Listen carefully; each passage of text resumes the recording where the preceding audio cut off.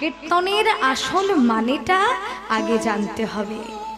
কীর্তন কাকে বলে, কীর্তন কত প্রকার? কীর্তন 4 প্রকার, 4 types of kirtan.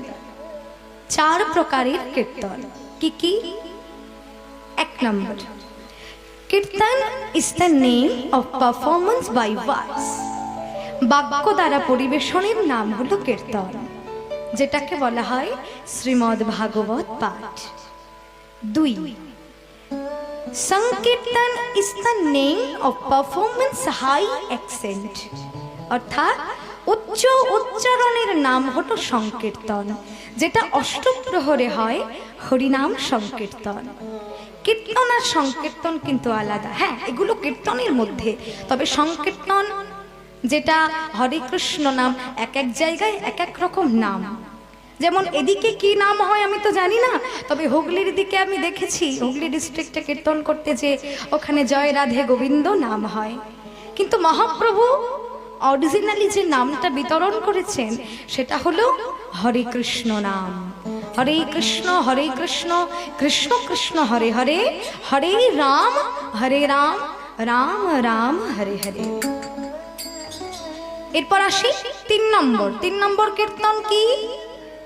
Remembering and meditating in the mind is also called kirtan. স্মরণ কীর্তন। রিমেম্বার মানে কি মা? রিমেম্বার মানে স্মরণে রাখা, আর মেডিটেটিং মানে ধ্যান করা। মনে মনে স্মরণ আর মনে মনে ধ্যান করে যে কীর্তনটা করা হয় তাকে বলা হয় স্মরণ কীর্তন। আপনারা দেখবেন স্মরণ কীর্তন যদি বুঝতে না পারে, আপনারা দেখে থাকবেন আশেপাশে কোনো ভক্ত কোনো বৈষ্ণবকে দেখে যারা সর্বদাই জপমালা হাতে নিয়ে মনে মনে কৃষ্ণ নাম জপ করেন, ওটাই কিন্তু স্মরণ কীর্তন, ওটাই জপ কীর্তন, ওটাই ধ্যান কীর্তন। মনে মনে জপ করে কীর্তন করা হয়। আবার এটা দেখবেন উচ্চারণ করা যায় না, এমনি নাম উচ্চারণ করা যায় কিন্তু এই নামটা উচ্চারণ করা যায় না, এটা মনে মনে বলতে হয়। এবার আসি 4 নম্বর, পদাবলী কীর্তন। পদাবলী কীর্তন কাকে বলে?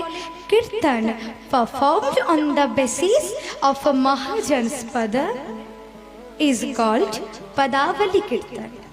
অর্থাৎ মহাজনের পদ অবলম্বনে যে কীর্তন করা হয় তাকেই বলা হয় পদাবলী কীর্তন।